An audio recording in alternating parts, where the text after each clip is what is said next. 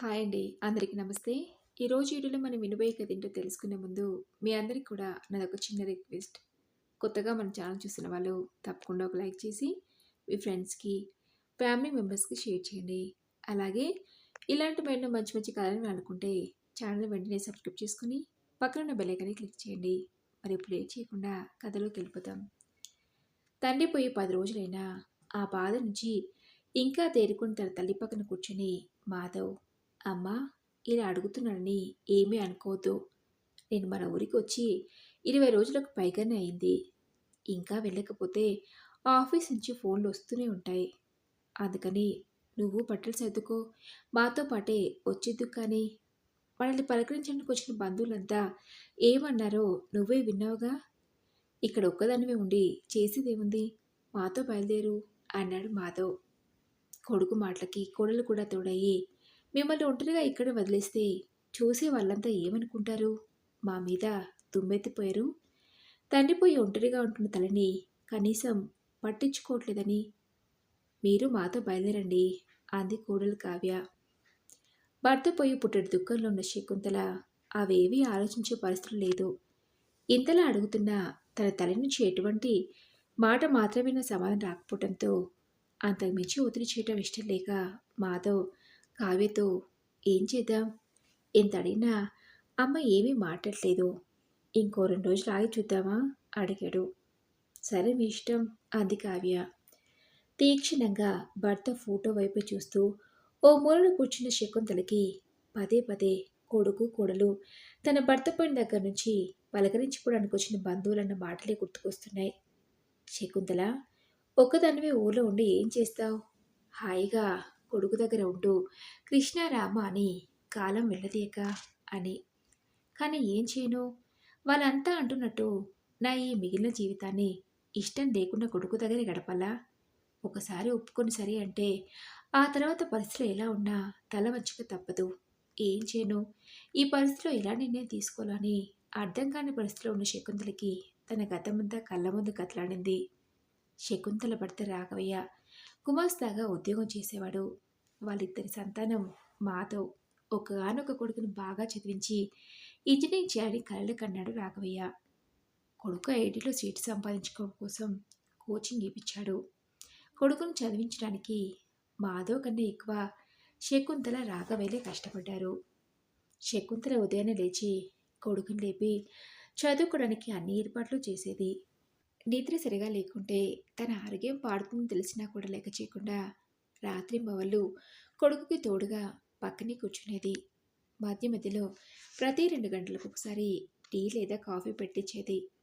ఇక రాఘవయ్య కొడుకు బాగా చదువుకోవడానికి కావలసిన పుస్తకాన్ని సమకూర్చిచ్చేవాడు.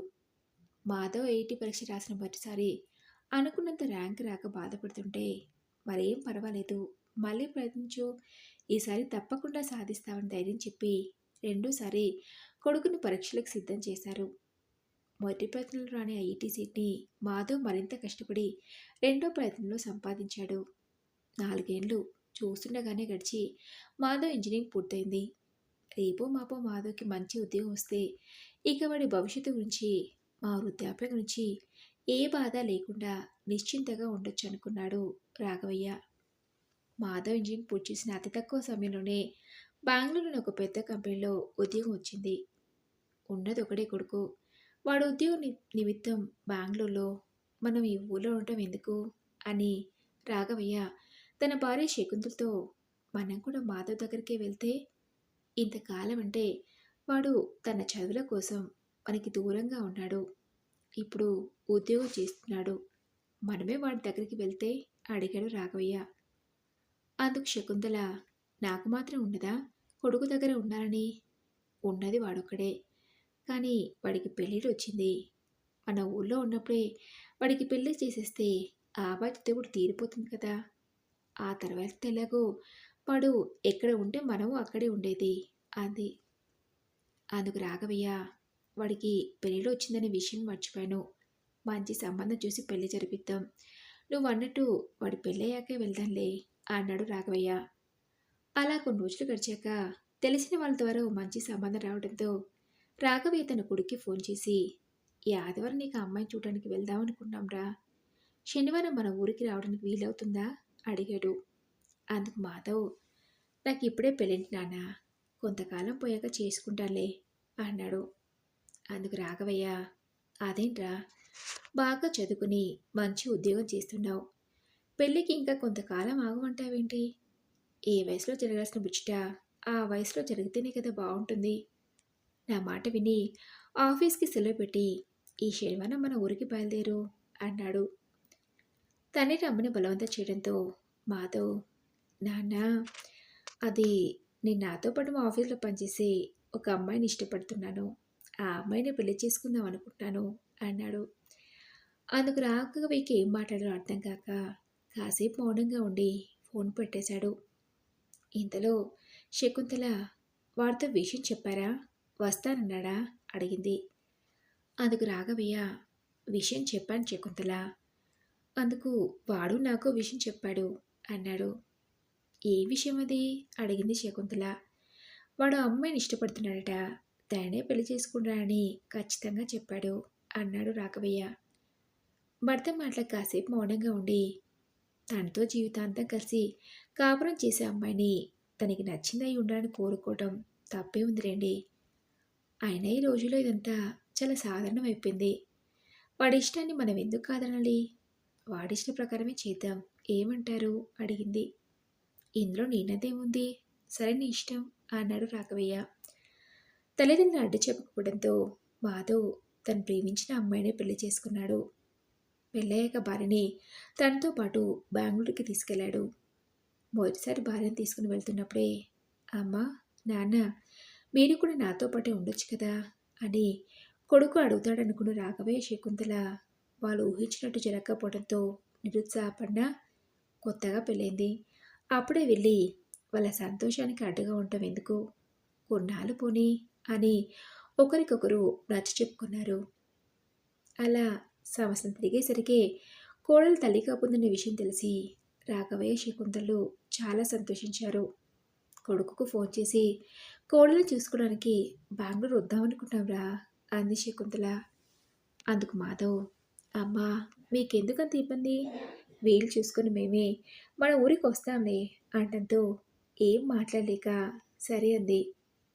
వీలు చూసుకొని వస్తామన్న కొడుకు కొడలు చివరికి 9 ఏళ్ళ గడిచి కోడలు డెలివరీ అయ్యేదాకా కూడా ఊరికి రానేలేదు. కోడలు తల్లి కాబోతుందని తెలిసి కోడల్ని ఎప్పుడెప్పుడు చూస్తావా అని ఎదురు చూస్తున్న తల్లిదండ్రులకు మాధవ్ ఫోన్ చేసి, నానా, మీకు మనవడు పుట్టాడు అని చెప్పడంతో సంతోషంతో పొంగిపోయి, మేము వెంటనే బయలుదేరుతాంరా అన్నాడు రాఘవయ్య. అందుకు మాధవ్ సరే అంటంతో రాఘవయ్య శకుంతల బెంగళూరుకి బయలుదేరి వెళ్ళారు. మాధవ్ అపార్ట్మెంట్లోని ఫ్లాట్లో ఉంటున్నాడు. రాఘవయ్య శకుంతలు వెళ్ళేసరికి మాధవ్ అత్త మామలు అక్కడే ఉండడం చూసి, కూతురు డెలివరీ అయింది కదా, చూసుకోవడానికి వచ్చారేమో అనుకున్నారు. అలా వారం రోజుల పాటు అక్కడే ఉన్న రాఘవయ్య శకుంతలకి మాధవ్ లోన్ తీసుకుని ఫ్లాట్ కొనడని, తన అత్తమామలు కూడా వాళ్ళతో పాటే ఉంటున్నానే విషయం అప్పుడే వాళ్ళకి తెలిసింది.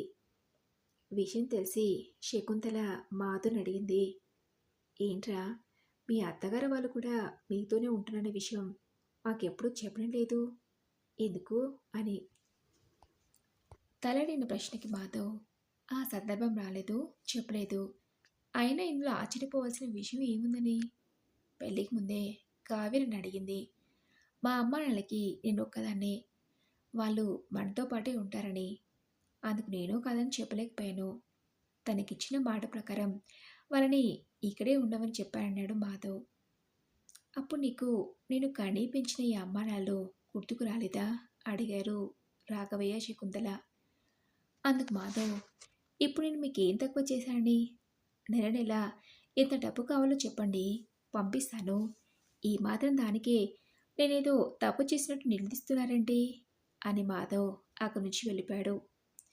కొడుకు మనసులో వాళ్ళ స్థానం ఏంటో అర్థమయ్యి అక్కడ ఉండలేక ఊరికి బయలుదేరారు రాఘవయ్య శకుంతల. ఆ తర్వాత రాఘవయ్య ఎన్నోసార్లు ఆ విషయం గురించి బాధపడ్డాడు. వాడిని కనీ పెంచి ప్రయోజకుని చేసిన తల్లిదండ్రుల కట వాడికి అత్త మామలే ఎక్కువయ్యారు. మన ఊరికి బయలుదేరుతుంటే కనీసం నోరు తెరిచి, అమ్మ, నాన్న మీరు కూడా ఇక్కడే ఉండండి అని ఒక్క మాటైనా అన్నాడా? వృద్ధాప్యంలో ఉన్న అమ్మ నాన్న బాధ్యత నాదే కదా అనే ఆలోచన వాడికున్నట్టు నాకు అనిపించలే శకుంతల. వాడింతలా మారిపోతాడని నేనెప్పుడూ అనుకోలేదని రాఘవయ్య కంటతడి పెట్టాడు. ఉన్న ఒక్కగానొక కొడుకు దగ్గర ఈ చివరి రోజుల్లో వాడు మన పక్కనే ఉన్నాడన్న ధైర్యంతో కొడుకు, కోడలు వాళ్ళ పిల్లలతో సంతోషంగా గడపాలనుకున్న మనకు ఇలా జరుగుతుందని నేనెప్పుడూ ఊహించలేదు. ఏం చేస్తాం? వాడు మనల్ని వద్దనుకుంటుంటే బలవంతంగా వెళ్ళి అక్కడే వాడి దగ్గరే ఉండలేం కదా! పరిస్థితులు ఎప్పుడు ఎలా ఉంటాయో ఎవరికీ తెలీదు. వాటికి అనుగుణంగా నడుచుకోవటం తప్ప అని బాధపడింది శకుంతల. తల్లిదండ్రులిద్దరూ తన ఇంటి నుంచి ఊరికి తిరిగొచ్చాక ఒక 2 సార్లు మొక్కుబడిగా ఫోన్ చేయడమే తప్ప, మీకు నేనున్నాను, అనవసరంగా కంగారు పడి మీ మనసు పాడు చేసుకోకండి అని ధైర్యం చెప్పలేదు మాధవ్. కానీ పెంచి ఇంత వాన చేసిన ఒకగానొక కొడుకు దృష్టిలో తమ స్థానం ఏంటో అర్థం చేసుకున్న రాఘవయ్య తట్టుకోలేకపోయాడు. ఆ బాధతోనే మంచం పట్టి చివరికి ఒక రోజు కన్నుమూశాడు. ఇంతలో ఏదో పెద్ద శబ్దం కావడంతో శకుంతల ఉలిక్కిపడి గది నుంచి తేరుకుంది. ఏంటా శబ్దం అని చూసేసరికి శకుంతల మనవడు ఇంట్లోనే బాలు బ్యాట్తో క్రికెట్ ఆడుతున్నాడు. వాడిని చూస్తే వాడి ముద్దు ముచ్చట చూసుకుంటూ కొడుకింట్లోనే ఉండాలని శకుంతల కనిపిస్తున్నా, ఆయన బ్రతికుండగా నేను ఆయన కలిసి వెళ్ళినప్పుడు లేని విలువ నేను ఒక్కదాన్నే వెళ్ళినప్పుడు మాత్రం ఉంటుందా? లోకం ఏమనుకుంటుందనే ఉద్దేశంతో వాళ్ళ ఇంటికి నన్ను రమ్మంటున్నారే కానీ ఈ తల్లిపై వాడికి నిజంగా ప్రేమ ఉండి రమ్మంటున్నాడా? నాకన్నా ముందు నా కోడలు తల్లిదండ్రులు అక్కడ తిష్ట వేసుకొని కూర్చున్నారు. వాళ్ళ ముందు నాకు రేపేదైనా అవమానం జరిగితే నేను తట్టుకోగలనా? ఆ బాధ కన్నా 50 ఏళ్ళ అనుబంధం ఉన్న ఈ ఇంటిలో ఆయన పంచి వెళ్ళే జ్ఞాపకాన్ని నెమరు వేసుకుంటూ ఒక్కదాన్నే ఉండడం మీరని నిర్ణయించుకున్న శకుంతల, నేను ఇంటిని విడిచి ఎక్కడికి రాలేనురా, నా కోసం అనవసరంగా మీ పనులు మానుకొని ఇబ్బంది పడద్దు అని చెప్పడంతో మాధవ్ తన భార్య కొడుకులను తీసుకుని బెంగళూరుకి వెళ్ళిపోయాడు. మరి తండ్రి రోజు కదా, ఈ కథపై మీ విలువైన అభిప్రాయాన్ని నాతో కామెంట్ బాక్స్లో షేర్ చేసుకోండి. అలాగే ఈ కథ మీకు నచ్చింది అనుకుంటున్నాను. నచ్చితే తప్పకుండా ఒక లైక్ చేసి మీ ఫ్రెండ్స్కి, ఫ్యామిలీ మెంబర్స్కి షేర్ చేయండి. అలాగే ఇలాంటి మరెన్నో మంచి మంచి కథలని అనుకుంటే ఛానల్ని వెంటనే సబ్స్క్రైబ్ చేసుకొని పక్కన ఉన్న బెల్ ఐకాన్ని క్లిక్ చేయండి. నెక్స్ట్ వీడియోలో మరొక మంచి కథతో కలుసుకుందాం. Thank you for listening.